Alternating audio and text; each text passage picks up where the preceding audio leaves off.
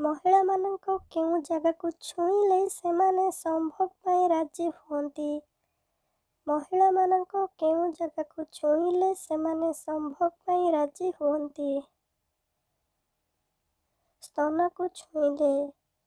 ମୁସଲିମ ମହିଳା ନିଜ ଗାଣ୍ଡିରେ କେତେବେଳେ ଗିହା ଖାଆନ୍ତି? ମୁସଲିମ ମହିଳା ନିଜ ଗାଣ୍ଡିରେ କେତେବେଳେ ଗିହା ଖାଆନ୍ତି?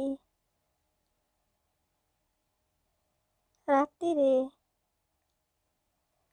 ମହିଳାମାନଙ୍କୁ ଗିହିବା ସମୟରେ ତାଙ୍କ ବିଆକୁ କାହିଁକି ଚାଟିବା ଦରକାର? ମହିଳାମାନଙ୍କୁ ଗିହିବା ସମୟରେ ତାଙ୍କ ବିଆକୁ କାହିଁକି ଚାଟିବା ଦରକାର? ତାଙ୍କୁ ଅଧିକ ମଜା ଲାଗିବ ବୋଲି। କେଉଁ ଝିଅମାନଙ୍କ ସହ ସମ୍ଭୋଗ କରିବାରେ ଅଧିକ ମଜା ଆସିଥାଏ? କେଉଁ ଝିଅମାନଙ୍କ ସହ ସମ୍ଭୋଗ କରିବାରେ ଅଧିକ ମଜା ଆସିଥାଏ? ଯାହାର ବିଆ ଟାଇଟ୍ ଥାଏ।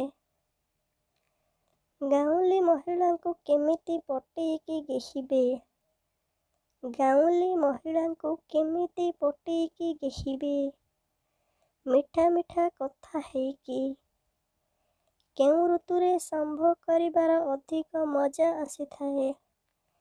କେଉଁ ଋତୁରେ ସମ୍ଭୋଗ କରିବାର ଅଧିକ ମଜା ଆସିଥାଏ?